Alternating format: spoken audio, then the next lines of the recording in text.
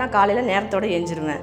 பிள்ளைங்களுக்கு ஸ்கூல் கிளம்பணும், ஹஸ்பண்ட் வேலைக்கு போகணும். அதனால் காலையில் ஏஞ்சி டிஃபன் கட்டவும், மத்தியானம் லஞ்ச் கட்டவும் இதுவே எனக்கு நேரம் கரெக்டாக இருக்கும்.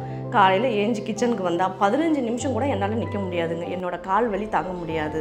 அது இல்லாமல் என் நேரத்தோடு செய்ய முடியலையேன்ற கவலை வேறு எனக்கு அதிகமாக இருக்கும். எங்கள் ஹஸ்பண்டும் திட்டிக்கிட்டே இருப்பார், நேரத்தோடு நான் வேலைக்கும் போக முடியல, நீ ஏன் இப்படி பண்ணுற அப்படின்னு சொல்லி என்னை ரொம்பவே டார்ச்சராக இருக்கும். பின்னாடி சாஞ்சா முதுகு வலி தாங்காது, காலை கீழே வச்சா எரிச்சல் அதிகமாக இருக்கும், கை குடைச்சலாக இருக்கும். நானும் எவ்வளவோ கஷ்டப்பட்டு பார்த்துட்டேங்க. எங்கள் வீட்டுக்காரர் என்னை பார்த்து பார்த்து நொந்தும் போயிட்டாரு.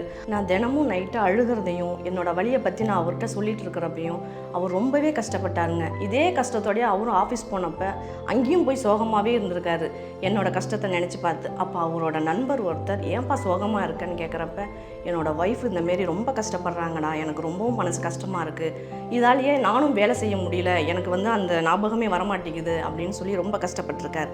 அப்போ தான் எங்கள் வீட்டுக்கார்ட்ட இந்த மாதிரி ஆர்த்தோ வேதா ஆயில், அது கூடவே அக்குபஞ்சர் செப்பலும் இருக்குது அப்படின்னு அவங்கள்ட்ட சொல்லியிருந்திருக்காங்க. எங்கள் வீட்டுக்கார் என்கிட்ட சொன்னாங்க.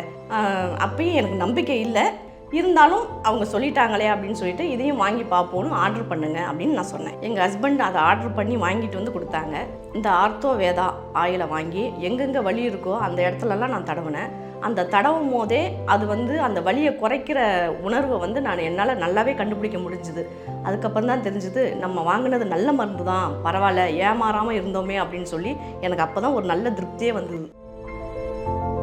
கூட வர்ற இந்த அக்குப்ரெஷர் செப்பலையும் நம்ம ரெகுலரா யூஸ் பண்றதுனால நம்ம உடம்புல உள்ள கைவலி, கால்வலி, மூட்டு வலி, இந்த மாதிரி எந்த மாதிரி வலி இருந்தாலும் அது நிரந்தரமா தீர்வு கிடைக்கிறது மட்டும் இல்லாம, நம்ம உடம்புல உள்ள நரம்புகள்லாம் தூண்டப்பட்டு பிளட் சர்க்குலேஷன் சீராக நடக்கிறது மட்டும் இல்லாம, நம்ம உடம்புக்கு ஒரு புத்துணர்ச்சி கிடைச்சு நம்ம ஒரு ஹேப்பியான லைஃப்பை ரன் பண்ண முடியும்.